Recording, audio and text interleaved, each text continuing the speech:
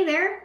So here's what I'm noticing. The authors who are really thriving right now, the ones building sustainable businesses and actually enjoying the process, they're not just writing better books, they're building smart partnerships. And I think a lot of us have been conditioned to believe that success is a solo sport, that if someone else is winning, somehow there's less for us. But here's the thing, that's just not true in the author space. In fact, it's the opposite. The most successful author businesses I see are built on collaboration, not competition. And today I'm going to show you exactly how to do that. In this video, I'm going to walk you through how to identify collaboration partners who are aligned with your vision, how to set clear boundaries, roles, and expectations so collaborations actually click, specific collaboration ideas that can multiply your visibility without multiplying your stress, and why this whole approach transforms not just your reach, but your sanity. So let's get into it. Identifying your perfect collaboration partner. Okay, so let's talk about finding the right person, because this is where so many collaborations either take off or crash before they even start. When I say aligned, I don't mean you have to be identical. I actually think that some of the best collaborations happen between people who are different. What I mean is this: you're aligned on values, on vision, and on what you're trying to accomplish in the world. Here's the framework I want you to use. First, mission alignment. Do you believe in the same things? Are you serving similar audiences? Not identical, similar.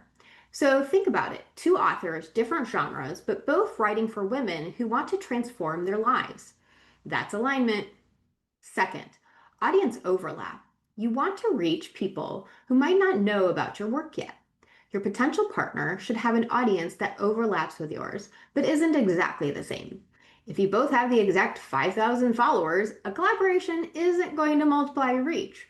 But if you each have 5,000 people who are similar but different, now you're onto something. Third, track record of integrity. How do they show up? Do they follow through? Do they treat their audience with respect? This matters because their reputation will touch your reputation. Now, here's where I want to be real with you. There are some red flags you need to watch for.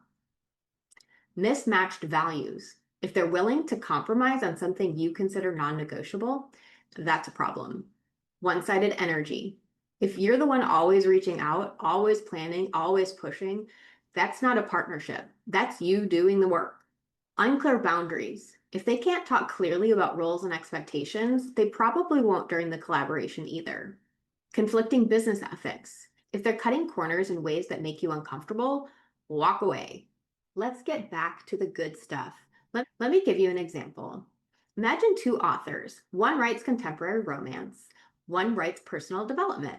Different genres, but they both serve ambitious women in their 30s and 40s.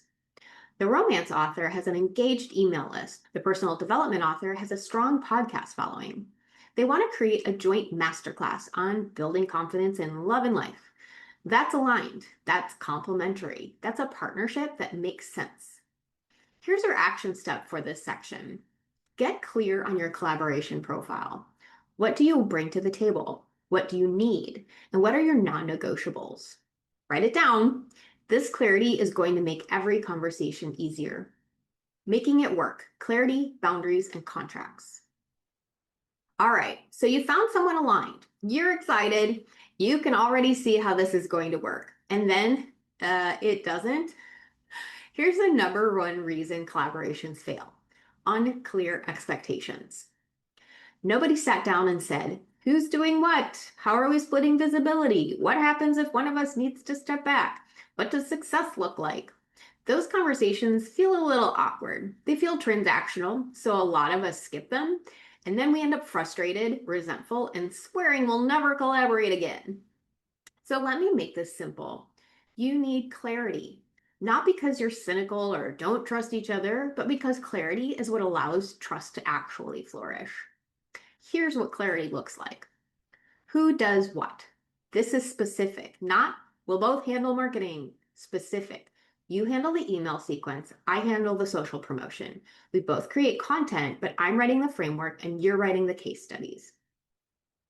How are profits and visibility shared? If you're selling something, how is the revenue split? If one of you is getting more visibility, how do you balance that? Talk about it up front. What happens if someone drops the ball? Life happens, plans change. What's your exit strategy and how do you handle it? How will you communicate? Weekly check-ins, Slack, monthly calls? How often and through what channel? Now, do you need a legal contract?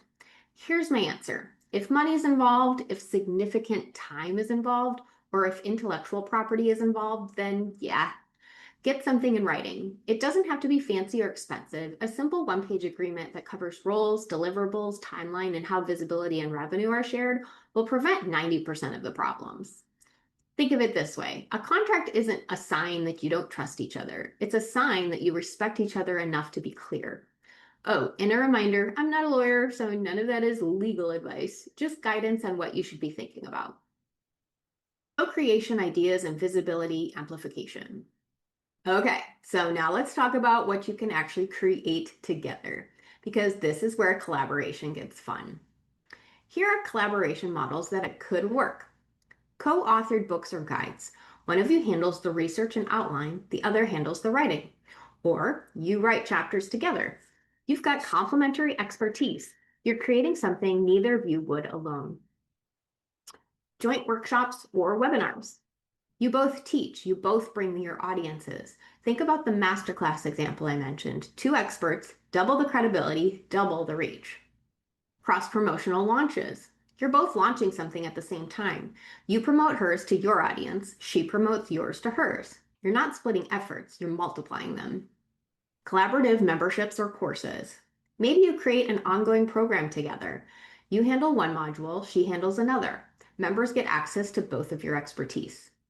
Author panels, podcast interviews, bundle offerings. There are so many ways to show up together and serve your audience better. Now here's the math that matters. Partner A has 5,000 email subscribers. Partner B also has 5,000 email subscribers. If you do a joint launch, you're not just reaching 5,000 people, you're reaching roughly 10,000, minus some overlap. That's exponential reach without doubling your marketing effort. You're not working twice as hard, you're working smarter. But here's what's almost better than visibility: operational efficiency. Think about a co-hosted workshop. One of you handles course design and video production. The other handles email sequences and promotion. Both of you write content, but you're collaborating on the framework so it's cohesive. You split the workload, you've reduced your stress, you've gotten something done faster. It's not just about reach, it's about sustainability. It's about building a business that doesn't require you to burn yourself out. Your action step here: map out 2 to 3 collaboration ideas that would serve your audience and align with where you want your business to go.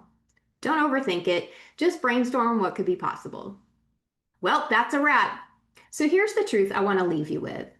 Collaboration isn't about splitting success, it's about multiplying impact. When you collaborate with the right person, your audience wins, your partner wins, you win, everyone's better off. And here's something that doesn't get talked about enough. Your partnerships become part of your brand story. They signal that you're someone who plays well with others, that you're confident enough in your work to share space, that you put community and generosity above scarcity. That's credibility and that's trust. If you've been building your author business solo because that's what felt safe or necessary, I want to invite you to consider something different. Start with one aligned partnership. See how it feels. You might discover this is your path to sustainable, joyful growth. So here is what I want you to do. First, subscribe and turn on notifications so you don't miss another video. Second, leave a comment below. Tell me, is there a collaboration you're dreaming about? Or have you had a partnership that really worked well for you? I'd love to hear the story. And third, if you want more insights on building your author career with intention and strategy, jump on my email list. I'm sending out regular, actionable content to help you build a business that feels good and actually works for you. Thank you for joining me today. I'll see you next time.